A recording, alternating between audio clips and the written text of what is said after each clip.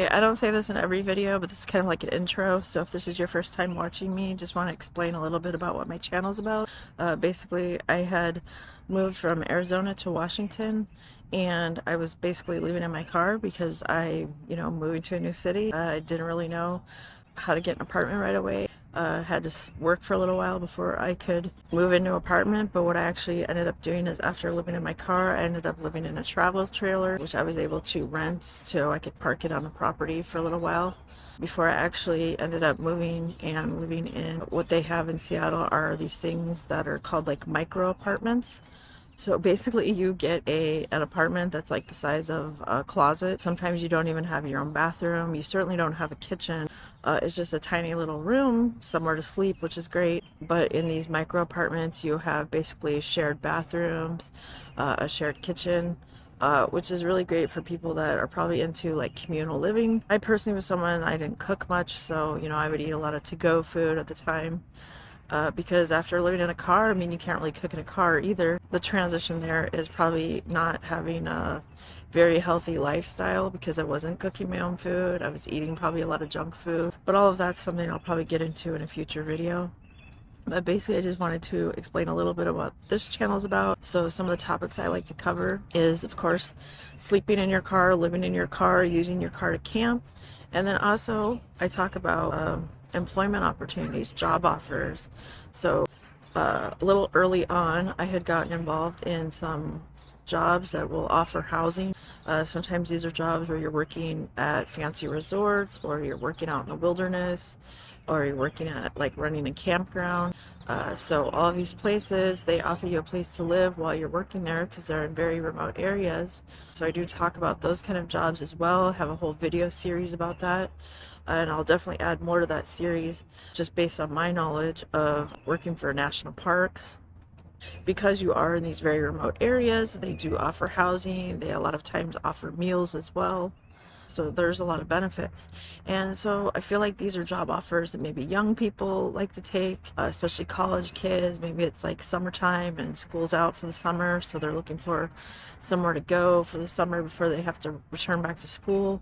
A lot of times you see retired people taking these jobs because, they've worked their whole life and now basically they're looking to do something adventurous. They've retired and now they want to like live out in the wilderness or live in a national park or go somewhere where there's like camping and the great outdoors.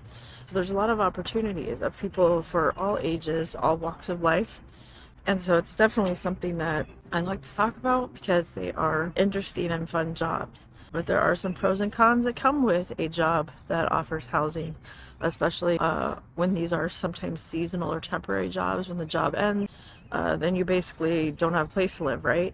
So I do talk about that in my video series, but I do think employment's important because there are people that are living out of their cars to save money, but they are still working full time. There's sometimes people do fall on hard times where they're not working, they don't have a job, and that's why they're living in their car.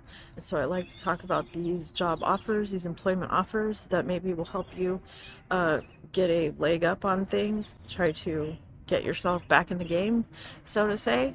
So I hope you enjoy my videos, and thanks for watching this intro before we get into the rest of the video. When you live in Seattle, you are surrounded by water. Seattle also has a lot of murals and public art.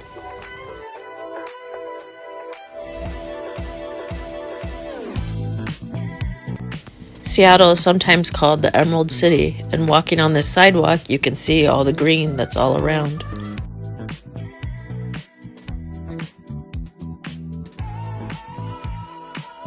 But their sidewalks are certainly not a yellow brick road. I don't know why all their sidewalks look like this. Maybe it's from earthquakes, but please don't try skateboarding or using a wheelchair on these sidewalks. People also sometimes refer to Seattle as Jet City. I wasn't sure why at first, but I think it has to do with Boeing and the aerospace industry.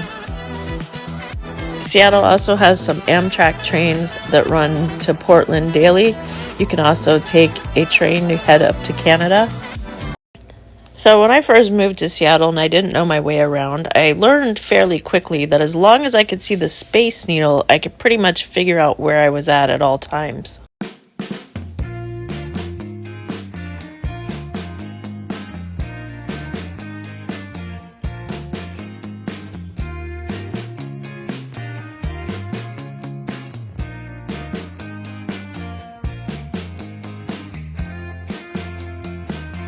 In the 9 years I've lived in Seattle, I've only been up to the top of the Space Needle once. However, I have spent quite a lot of time at the Seattle waterfront.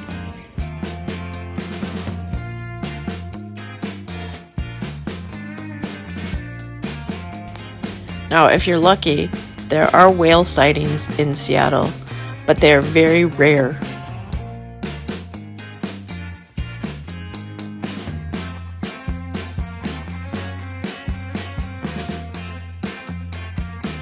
Thank you for watching this video about my life in Seattle.